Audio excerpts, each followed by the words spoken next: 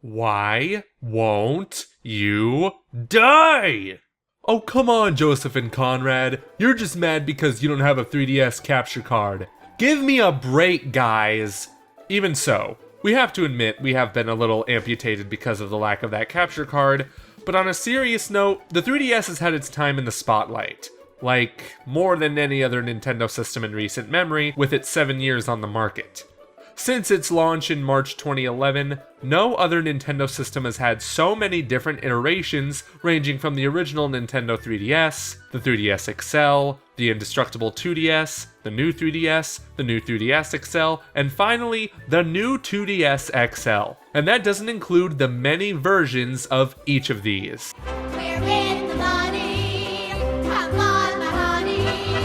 Let's let it, set it, rolling along. If that wasn't enough, only last year we got the new 2DS XL, Samus Returns Edition new 3DS XL, Ocarina of Time 2DS, Pokemon new 2DS XL, Super Nintendo new 3DS XL, and in 2018, we are finally getting a Pikachu-themed new 2DS XL.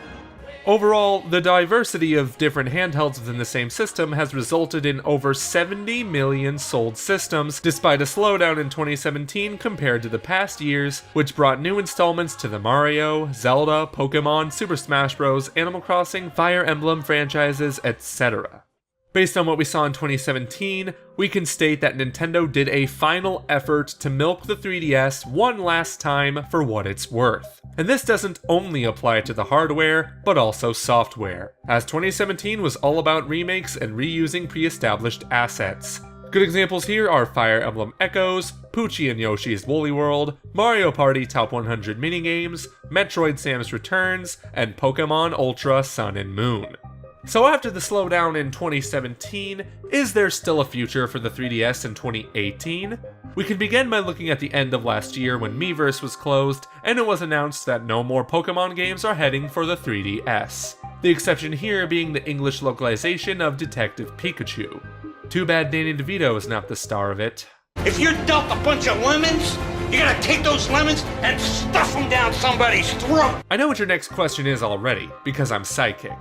But Joseph and Conrad, if the 3DS is dying, why are they still releasing so many renditions of it? I'm glad you asked, because like it or not, the 3DS is still selling like hotcakes, as Nintendo sold 7.27 million units in 2017. If you just slit the throat of that system without any warning, those new adopters are going to be very pissed. Which is why you need to slowly but surely wean them onto the idea of buying your newer and better hardware that isn't just a portable, but a home console as well. If anything, based on our wild speculation, Nintendo is going to try and cap the 3DS sales off by 75 to 80 million units sold before they really try and kill the 3DS. The next big factor in the 3DS's demise is that all the franchises that thrived on the handheld system are now moving over to the Switch. Fire Emblem, boom, Nintendo Switch. Pokemon, boom, Nintendo Switch. Monster Hunter, boom, Nintendo... Oh. My bad. Point being, these franchises for the past decade have seen exclusive releases on the 3DS, even though Nintendo already had a home console on the market. On one hand, it was because the Wii U was selling like garbage, but on the other, these titles just work as handheld games. Animal Crossing is currently in limbo, but we don't doubt that a new game for the Switch is coming. In the meantime, enjoy that smartphone game, kids. The beginning of the end will no doubt begin this year, first with Kirby Star Allies. Kirby is a weird case because it had great entries on the 3DS like Triple Deluxe and Planet Robobot, but also games on Wii U that were less exciting. Even less exciting than Kirby Battle Royale. Nintendo, if you're going to call a game Kirby Battle Royale, I expect nothing but PUBG with loads of Kirbys. Come on, man, where's my chicken dinner?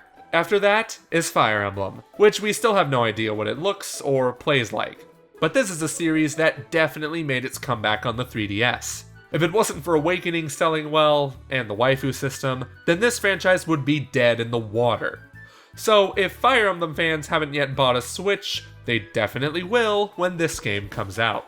But that fanbase doesn't even hold a candle to the Pokemon fans.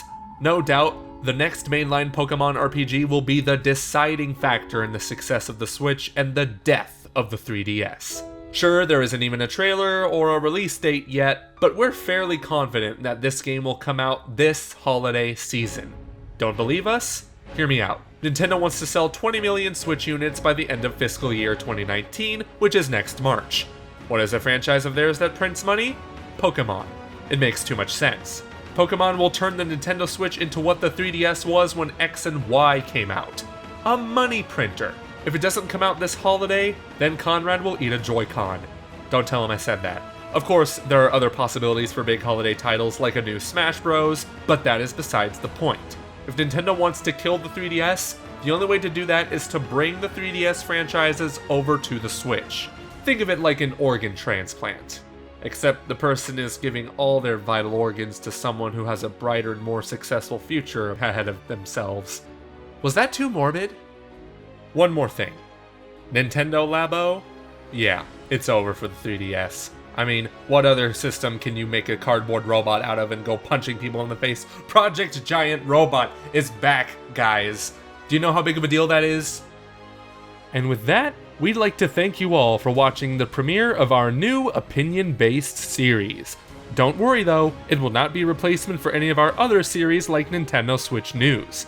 That being said, we are open to your guys' feedback on what you would like to see on this show, and maybe even some topics you'd like us to cover. We're also thinking of incorporating animation into this series, so let us know how you feel about that. And we'd also like to express gratitude towards our Patreon supporters, including royal producer Kenyatta Ali for helping us make series like this possible.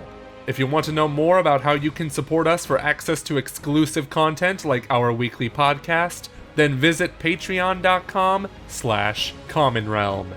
In the meantime, guys and gals, this has been the Commonwealth Realm, and we will see you next time.